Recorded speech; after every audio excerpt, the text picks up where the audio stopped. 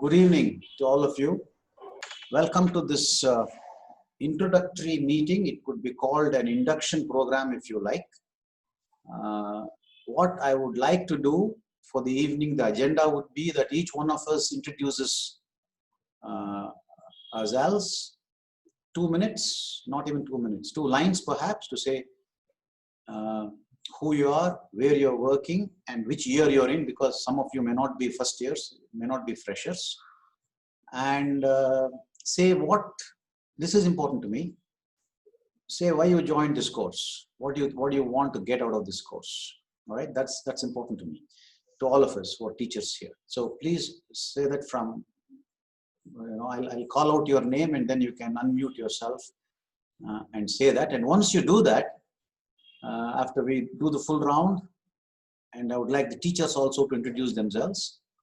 After we do that, I'll go through a presentation which is in 2 parts. The first one is what the course is about, and the second one is how you can prepare for what the course expects of you. Okay, that will be all together, all this put together will be about an hour's time. To start off, I am Dr. Lakshman. I am a consultant at Sagar Hospital. We started the DNB surgery program there in 2007. So we've been running it for about 13 years now. It's a stable program now. We have gone through the learning phase long ago.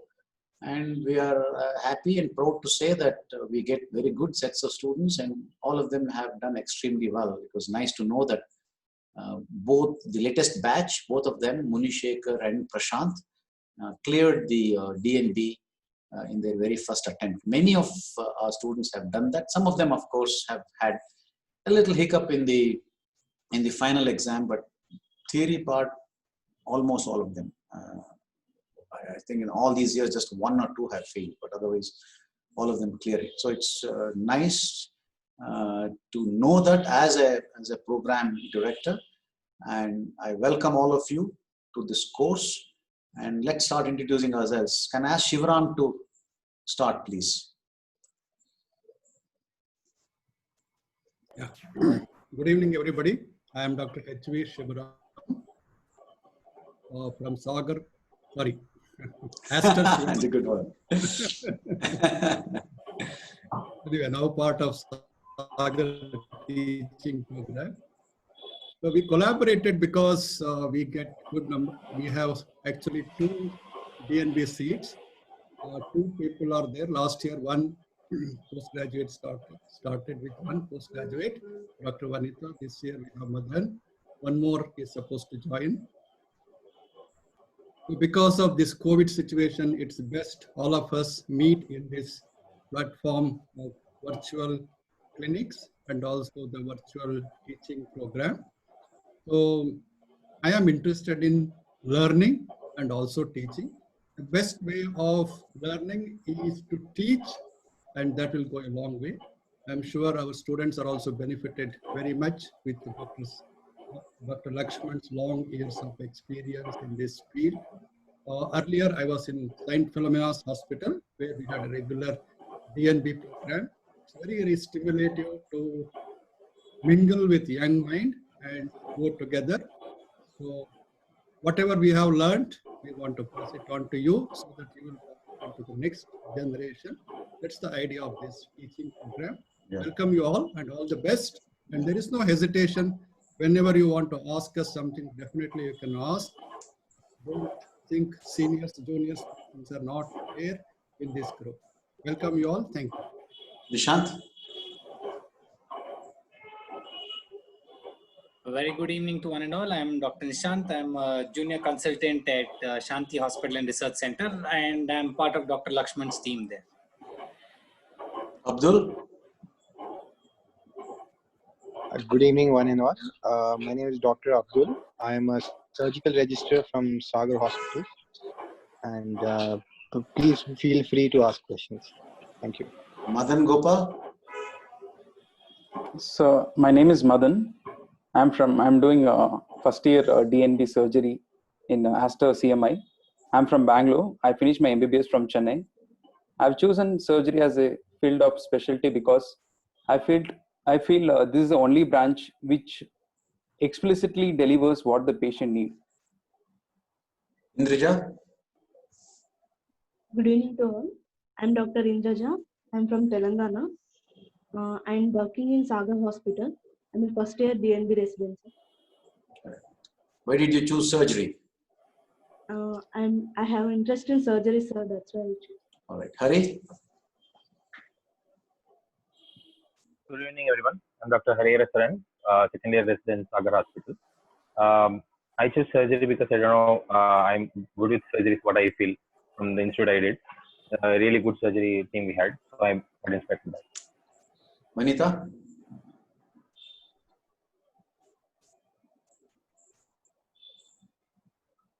Vanita, can you unmute yourself? Sorry, sir. Yeah, go on. Good evening, everyone. I'm Dr. Vanita, second year DNB resident from Aster CMI Hospital, sir. Actually, surgery I have joined as a chance, sir. Actually, not my interest. It was from the Okay. beginning. What was But your after, interest? it was towards medical branches, sir. I see. I see. Okay. Have you started liking it after you've spent a year there? Definitely, sir. Good. Good. Ajit?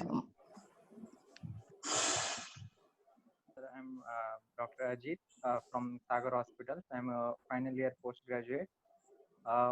Actually, surgery was not, frankly speaking, surgery was not my first choice. My first choice was medicine.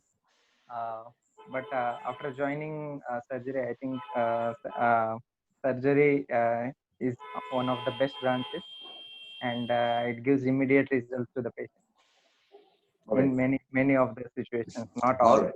Yeah. Perfectly acceptable. Taking a choice that you get and then liking it, but liking it later is very important. Yes. Suraj? Good evening to all the teachers and friends. I am Suraj. I just joined first year PG in DMC, and I wanted to take up surgery because there's no other branch that touches lives as closely as surgery itself. Yeah. And I chose to join this group because to get my academics strong, I believe starting early and having a perspective under the shade of all the eminent teachers here, like you, sir, would be Okay. worthless indeed. Thank you, Yeah. sir. Okay. Okay. Saurav?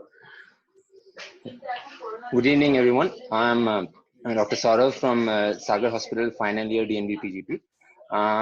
For me, surgery has always been the first choice from the point I started attending clinic. I love surgery, particularly urology specialties.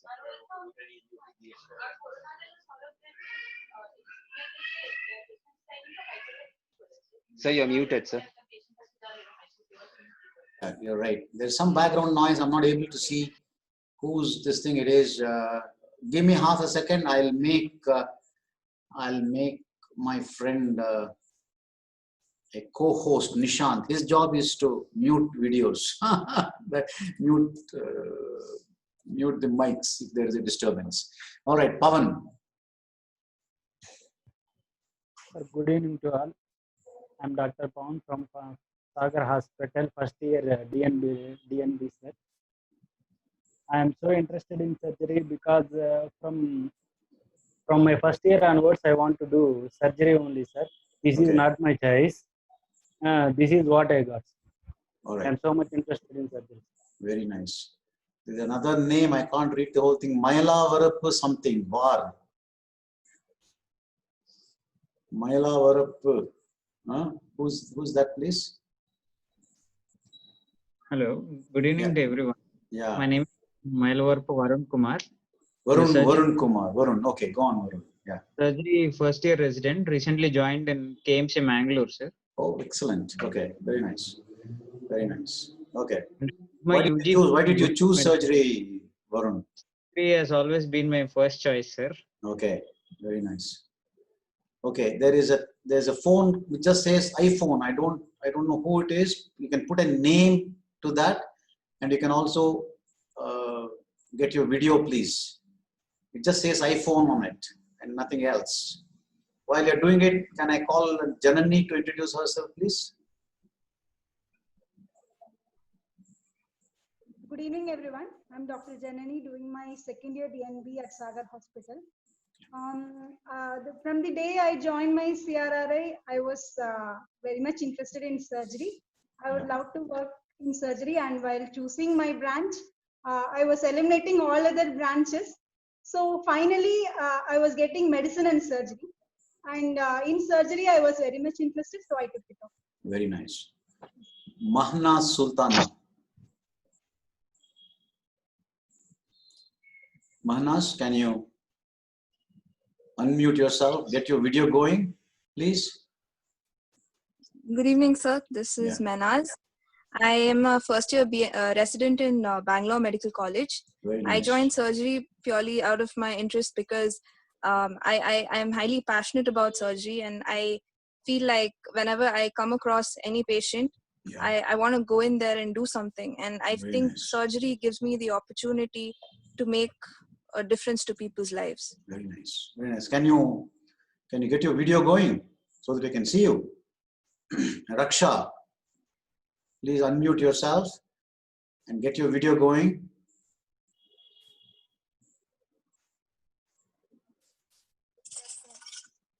I think we lost you.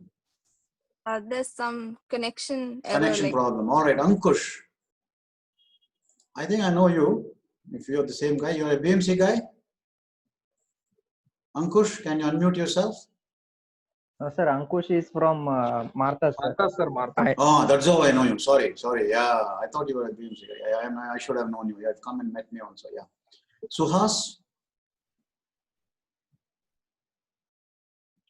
There are two Dr. Suhases. You have logged in from two places. All right. I think we have spent enough time, and as we keep going along, sir, welcome to Dr. Srinivas Murthy, sir. I'm very glad to see you on the program. Welcome, and we will start with our presentation. Bear with me for a few seconds when I get my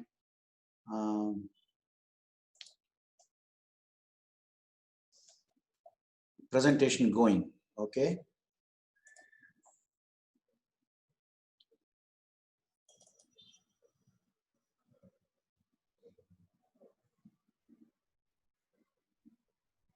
Yeah, can you see my presentation?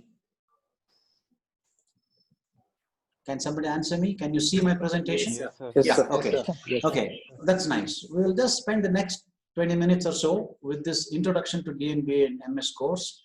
As I said, the whole idea is to make you guys feel welcome and at the same time give you an idea as to what is it that you can expect from this course and what is it that we as trainers, as teachers, expect you to do.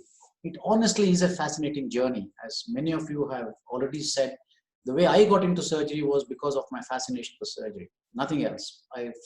In fact, my first love was Obs Gynae, and I felt that I couldn't make a career for myself in OBG in India. I always wanted to work in India. As it happens, that was a wrong conclusion, but nevertheless, I liked the journey in surgery, and I have thoroughly enjoyed myself doing what I'm doing.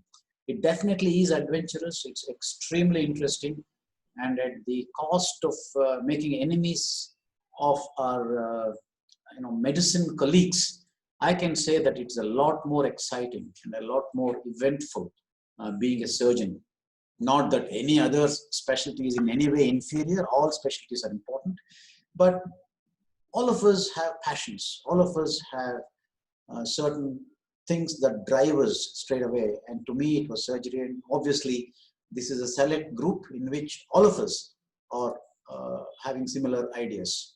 The purpose of any course in surgery or any other specialty for that matter is try to train you to be a safe surgeon.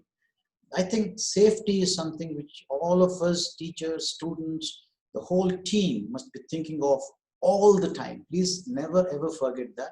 So when you're doing whatever you're doing in the line of your work, in the line of your duty, first ask yourself, is what I'm doing safe for the patient or not? If you have the slightest doubt, ask somebody. Don't do it, don't continue doing it. Ask somebody, get reassurance, get guidance, get the kind of mentoring or the kind of hand-holding that you need, and then do it. But first of all, you must understand that whatever we do, whatever career we take, it has to basically meet the needs of the community, be it a doctor, a family doctor, a surgeon, a physician, cardiologist, whatever. accountant, policeman. We must meet the needs of society, meet the needs of the community. And the community expects of us a knowledgeable, skilled, and safe surgeon, a safe professional. And the last one is equally important, if not more important than everything else, and that is to be compassionate. Be nice to your patients. In one word, to be compassionate means that you put your patient first and do what you think is the best for him. For you to be that, you need to have knowledge, you need to have skill, and you need to have ethics. And I will try and go in the reverse order to tell you how you can acquire these things, these three entities that make you a safe and useful surgeon to the community.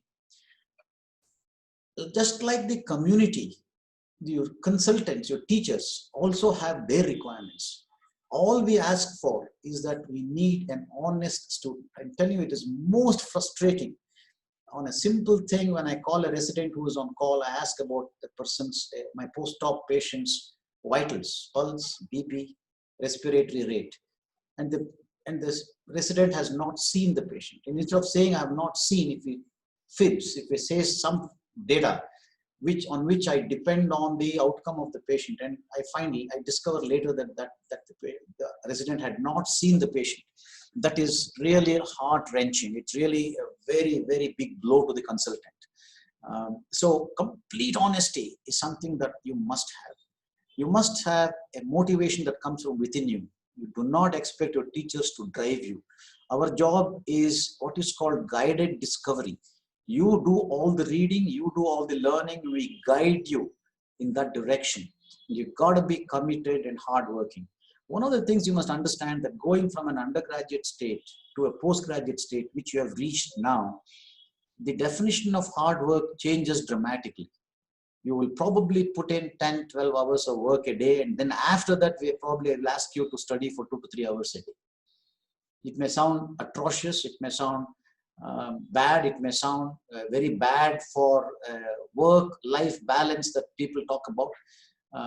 But I do believe that if you want to learn surgery, you've got to be very, very hardworking, and you must not look at the clock. I understand that it is a very old view. It is the view of an old man, and I am an old man, but I'm not defensive about that view.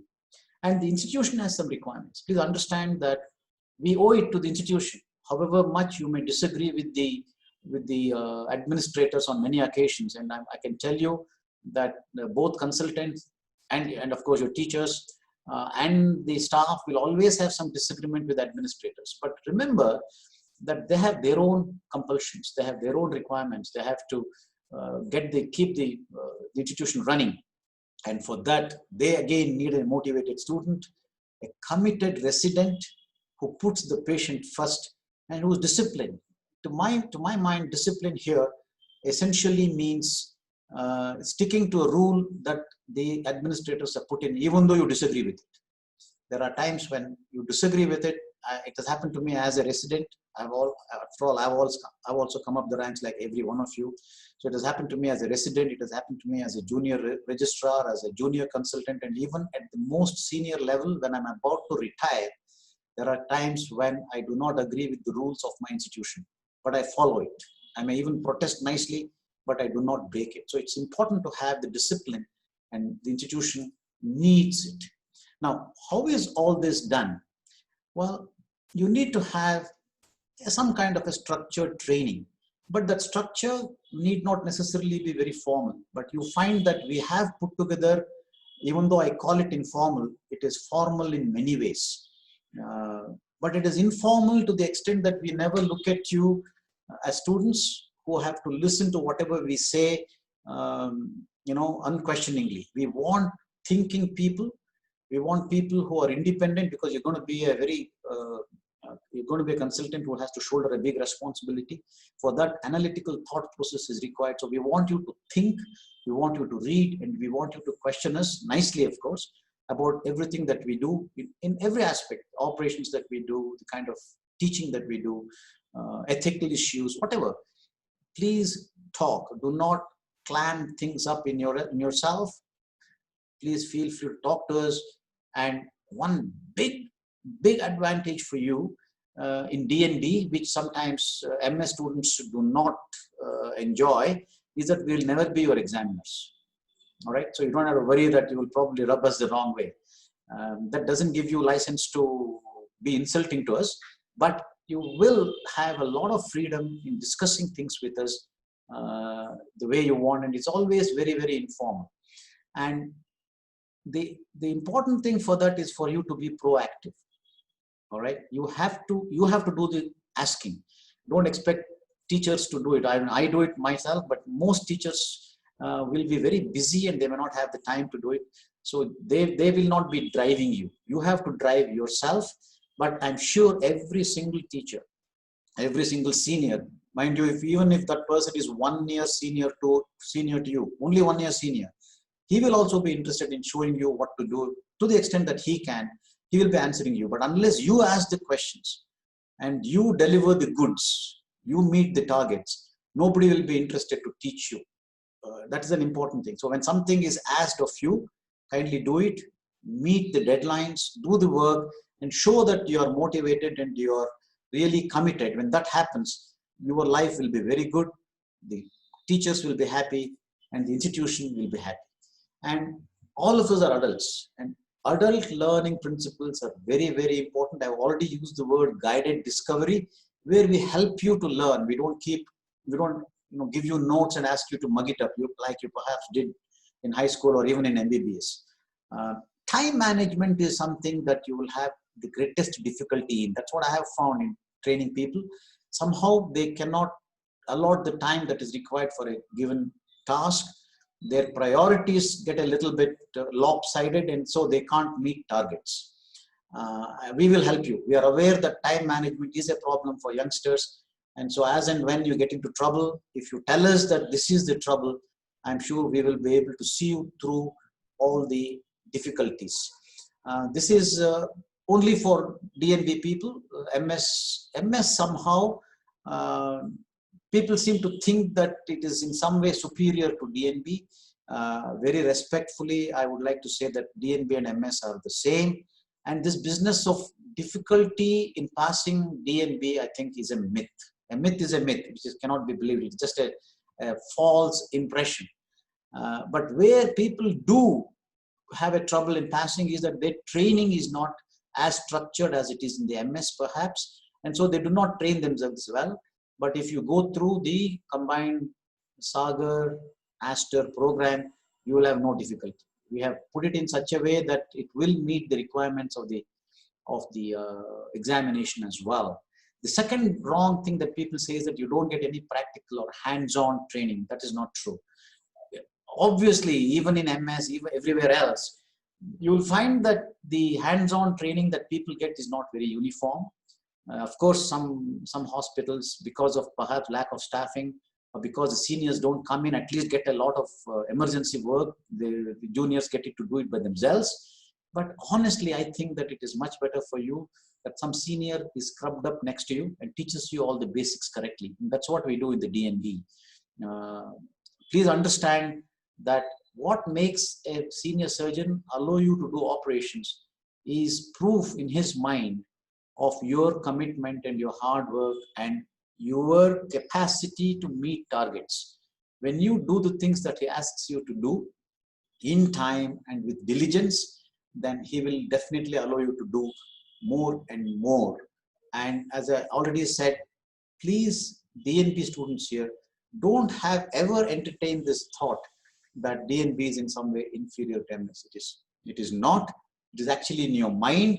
It's not even in the minds of teaching institutions, where several people hold very high positions after doing the DNB. Vijay Kumar is one of our very well-known and excellent oncosurgeons who retired as the director of Kidwai Memorial Hospital and is now the vice chancellor of Yenapoya University. Is a DNB student, is a DNB graduate. So don't ever think that it is in some way not very right. So all I'm trying to say is that it's good that you have joined either your MS or DNB. Surgery is a great specialty. We welcome you with open arms. We're very happy to have you as our young colleagues. We respect you for what you are, but you must make sure that you deserve that respect with total honesty, complete commitment, and hard work. I wish you well. I'll close this presentation here, and I would like the seniors here, starting with Dr. Shimara, to add whatever he wants to what I have said.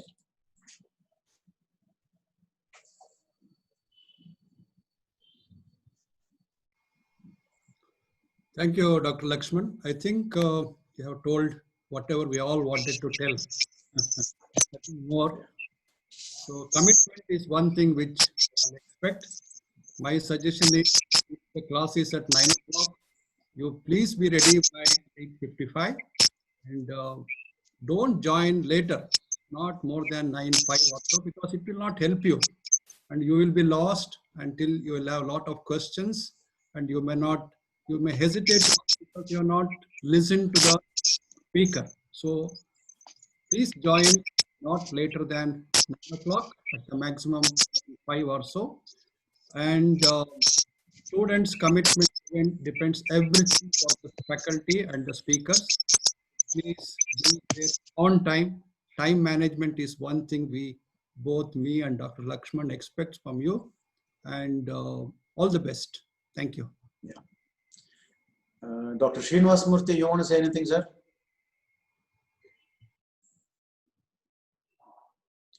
Yeah, he's not there, I guess. Ramakrishna, welcome. You want to say anything to the students, sir?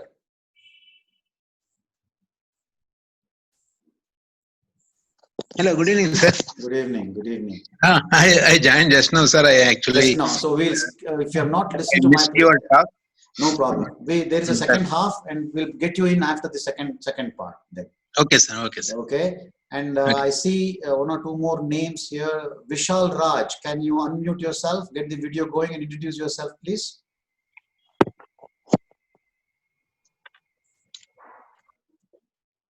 No response. Sanjana?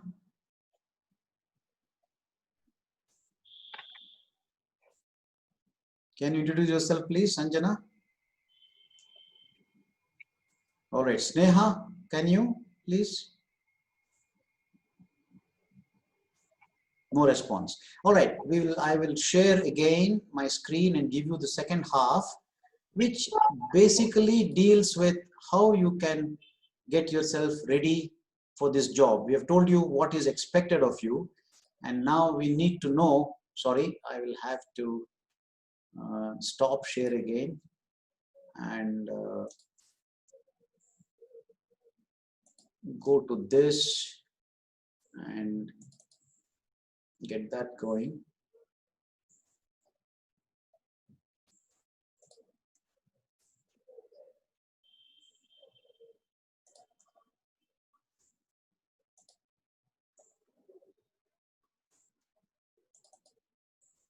Right.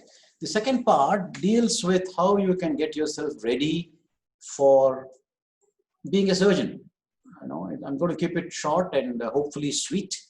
And you will find that when I go through this presentation, I will be talking about these three things, which I introduced you to when we started. You have to have good knowledge, cognitive capabilities, as they're called, good skill as a surgeon.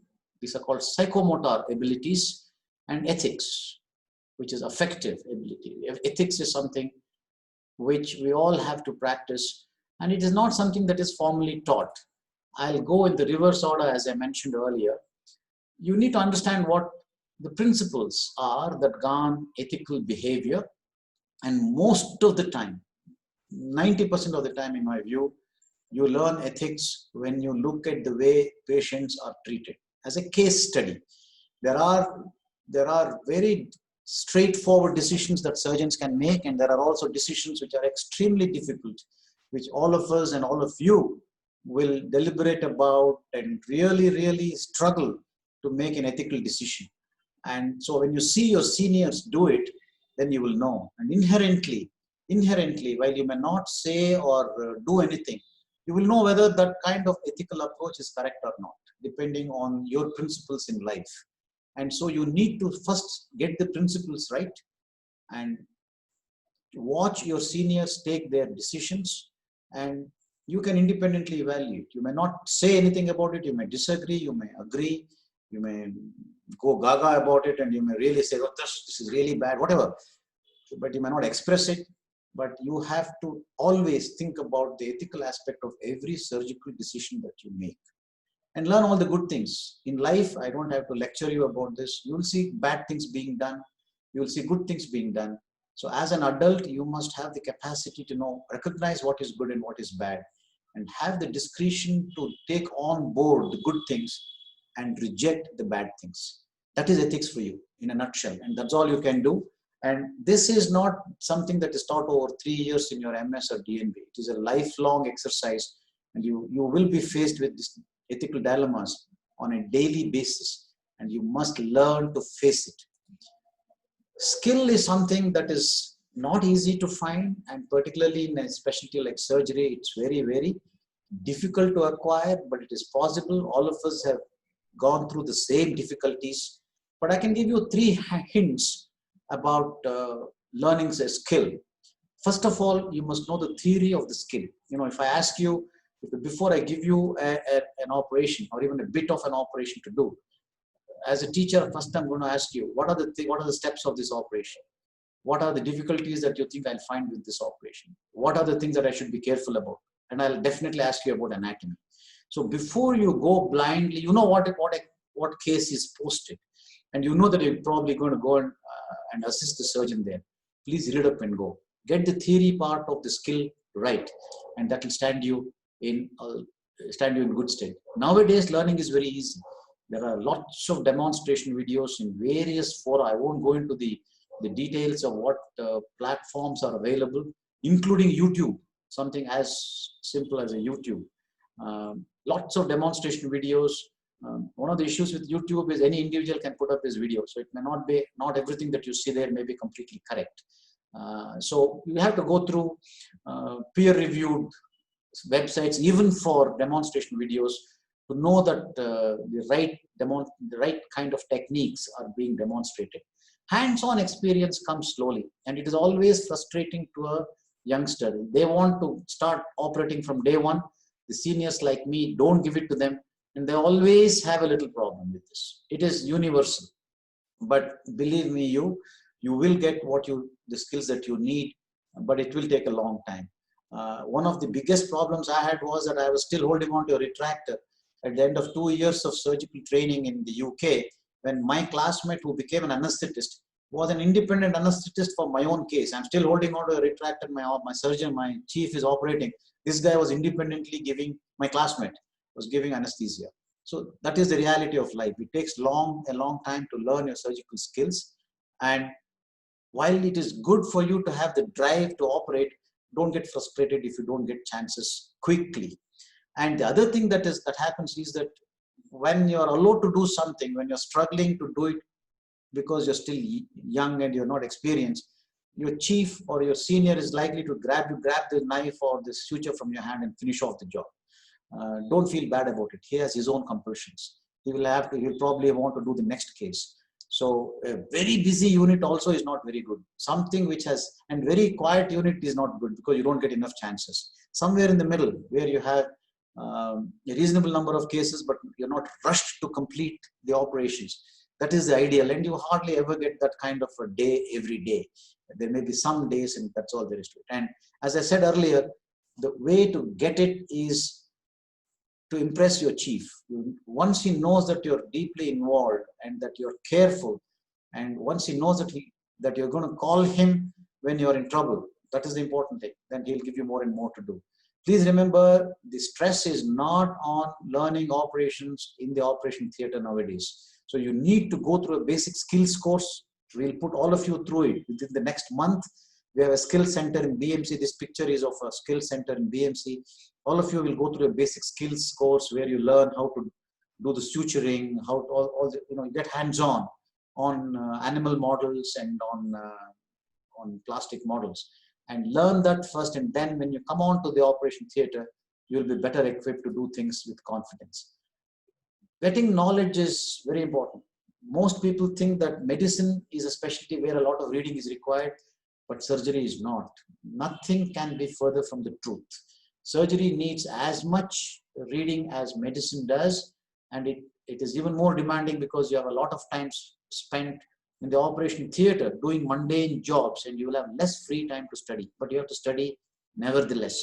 Learn the theory well. You can do it in several ways. One of them is to keep on opening your book, a standard basic textbook like Bailey Love or Current Surgical Problems, Current Diagnosis in Surgery. Read one chapter a day or half a chapter a day and keep on reading it every day. Or even better for me is a case-based study. I would recommend that when you see a patient with a gallstone, go home and read up about gallstones, everything about gallstones, anatomy, physiology, pathology, medical treatment, surgical treatment. You see somebody with an obstruction, read up about obstruction, anatomy of the bowel, small bowel, large bowel, like that, case-based study, and study for presentations. When you have an interesting case or even a mundane case, you will be asked to do case presentations. When you have to do it, learn up about the clinical examination and the theory behind that case, the primary diagnosis of that case. Now, I would like you to listen to the next two slides with some attention. Where you get information is very important. As a postgraduate, first you must be thorough with a textbook knowledge, but textbook knowledge is not enough. What are the textbooks that you see? The basic textbook and a reference textbook. I'll tell you more about it as we go along. And you then have to take the next step and go on to the compendia, editorials, and reviews. We'll also tell you what it is as we go along. And very importantly, you must also, at least for the subject seminars that you are asked to do, number one. Number two, for the journal clubs that you're going to be asked to do. And number three, for difficult cases that you see. You will have controversial and difficult cases. I'm not talking about the normal hernia or a gallstone, but you will have complicated cases. And when you have those, then you need to go back to the original articles to know what it is. Please keep the habit, start the habit, and continue to have that habit of reading original articles from journals. And most postgraduates don't do that. That is something that I find a little uncomfortable to accept. Because when I did my post-graduation, I used to read journals regularly because that was the kind of environment that I came up in. Basic books are your Bailey and Love and Current Surgical Diagnosis and Treatment. All of you are familiar with this. You go to the intermediate reference book, which is Schwartz and Sadiston. Most of these books now are available in the digital format. If you have it already, most of you probably will have it already. But if you don't have it, talk to one of the seniors, Abdul or Nishant or one of those people, and they'll be very happily very happily give you these things. Then you go on to the bigger reference books like Mastery of Surgery or Mango's Abdominal Operations. You can't read them from cover to cover. It's not expected. But when you see a case and when you're preparing for a subject seminar, I think it's a good idea to go and refer that particular chapter in those books. Compendia, I think, are your basic reading material, basic postgraduate material. These are volumes like Recent Advances in Surgery, the Surgery Oxford Journal. If you want any of those things, ask me and ask Nishant. We'll be able to give it to you. There are things called Surgical Clinics of North America, which covers one subject each time. Editorials in good journals like the British Journal of Surgery or the Journal of American College of Surgeons. And there are also review articles in these journals. There are many kinds of articles. I won't bore you with it now, but look for review articles in these journals. And you will always get very good information from that. There is a lot to read. I've given you a long list.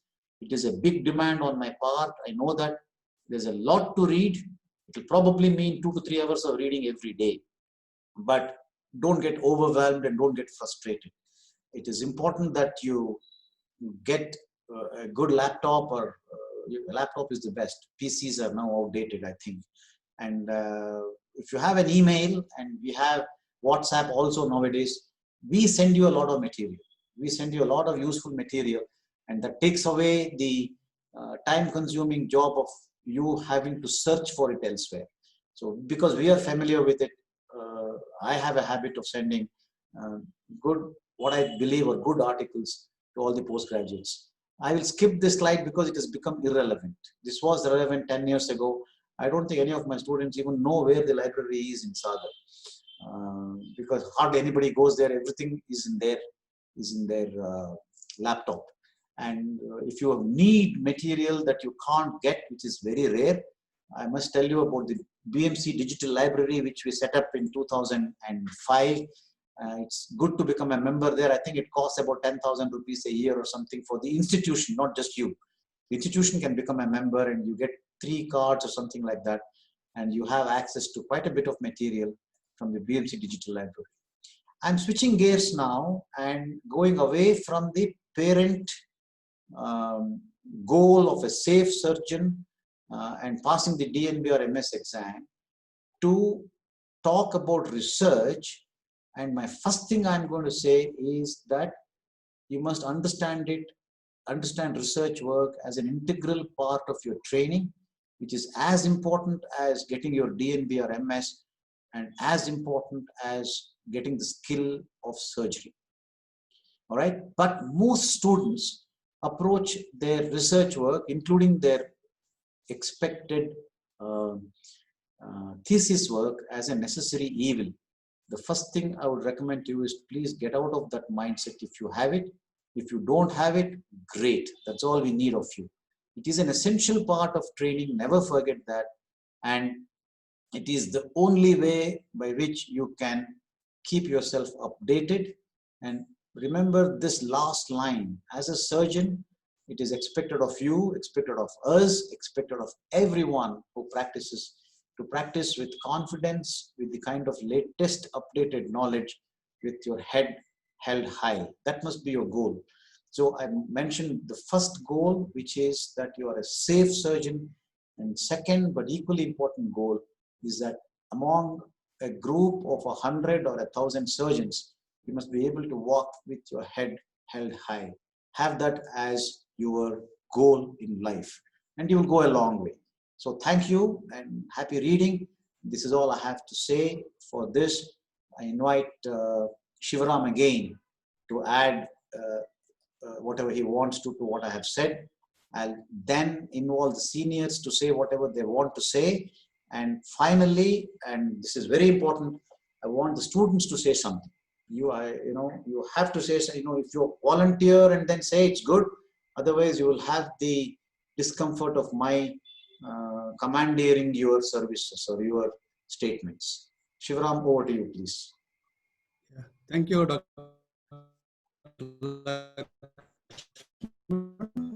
Voice is breaking, Shivaram. Wonderful. Yeah. Really? It's better now. Yeah, please go on. Yeah, it's better now. Yeah. Okay. I think that was excellent. Can you hear now? Yes, very well. Thank you. Yeah. Okay. Nothing more. I think only one other thing I wanted to tell is whatever you do every day, keep a record of it. You can keep a diary. You can take a log book. This is one thing surgeons have to do lifelong.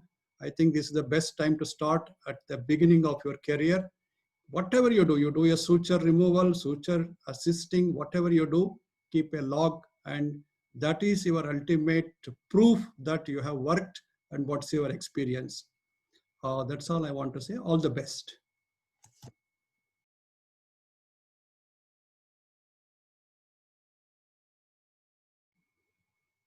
That's all, sir. Dr. Lakshman, you are muted. Sir, you are muted, sir. Yeah, Ramakrishna, can you say? Yeah, I was muted. I'm sorry. Yeah, hello.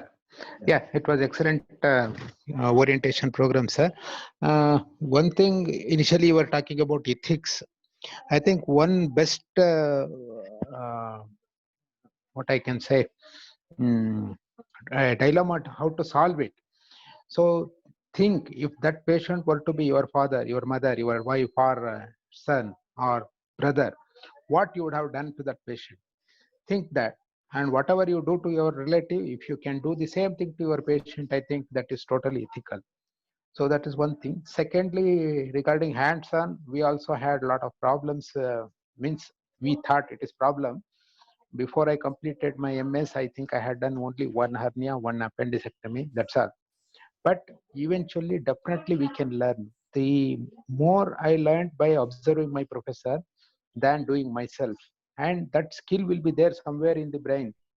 When we start doing it, everything will come, and we can do it. It is possible. Now I am doing almost all types of surgery, including laparoscopic surgery. It was not at all there when I did my post graduation, but now I am able to do it. That means you need not bother too much that you didn't get cutting chances during your PG days. You can learn. You go and assist some good surgeons in good hospitals for maybe 6 months, 1 year. Definitely, you can learn all those things. That and the documentation part, Dr. Shuram told about it. I think you must learn something about Excel. Excel is a really excellent tool to keep your records. It keeps in the form of a table, rows and columns, and lot of formulas are there. The another way to keep the database is Access. Access is a very good tool, but it requires little more learning. It takes some more time for you to learn. You can keep it in different tables, and once you form table, you can combine those tables to bring out report. Means if your data is there in 3 different tables, you can bring all those together to give one report like that. So many useful features are there in that. It's an excellent tool to keep your data. Now Google Form, that is also coming up very nicely, and sir is already doing it. So many forms in that, and getting the feedback and all. Even there also we can keep data. And these computer things we have to learn.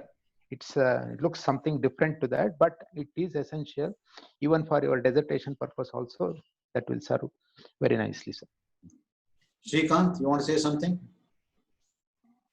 Very good talk, sir. Srikanth Yes, is sir. our fellow consultant in Sagar and is a very regular at our teaching programs. Srikanth, please. Yeah. Very good talk. Nothing much to add, but only a few words. Beginning of your career, don't take independent decisions very frequently. Even with your career also. Discuss with seniors who have done well, and then take the decisions regarding entrance exams or future, whatever interested you are, all those things. Number 2, don't venture into new surgery just attending conferences and seeing the new surgeries. We have done that mistake, face the problems. All new surgeries do under supervision till you get confident, and then do the surgeries. All the best, sir. Thank you. Nishant, you want to add something? Yes, sir. Only thing is, don't consider your work as a burden. I know you find it unnecessary and you think you have come here only to operate, but something as simple, you have to learn to enjoy it. That's the only way that you'll tide through these next 3 years. And something as simple as documentation, even drawing blood, putting in an IV cannula. Don't think that these are all very small, inconsequential things in a life. Everything is important. When a patient of trauma comes, you can't stand back there and say, I don't know how to put an IV cannula. That's not my job. The sister has to put it on. So the next 3 years, try to learn as much as possible, irrespective of how small or how large the act is. All right. As Dr. Go on, Srikanth. Yeah. Ramakrishna sir said, lucky he got at least appendix hernia. I didn't even get appendix also. All right. Okay. Abdul? I learned everything as a lecturer in Ramaya. All right. Abdul? So at the end of the day, it's just you have to learn in these 3 years, Yeah. and still you can learn over the period after 3 years. Yeah. And don't be disheartened if you don't get it in these 3 years. We'll always learn, observe and learn. Yeah, I would like to add that observation is something which is as important as doing, because you can learn all the good techniques, and you can also know what to avoid. That's another learning I can tell you from my own experience. I've seen my seniors struggle, and I've learned from that and say, I would not like to go through this struggle. So you have, if you're sort of bored when you're retracting or when you're assisting, then you've lost a great learning opportunity. Be equally excited when you're assisting as when you're operating. And I can tell you, you will learn a lot. All right, let's now hear from Vanita. Sir, actually in that way, I feel lucky, sir, because I have got lot of chances to assist, and even I have done hernias and appendectomy, sir. Very good, very good. Right. So even skills wise, I want to improve a lot, sir. Yeah. Till I complete my 3rd year. All right. We'll hear from 2 more people and then we will end this session. Suraj, you want to say something?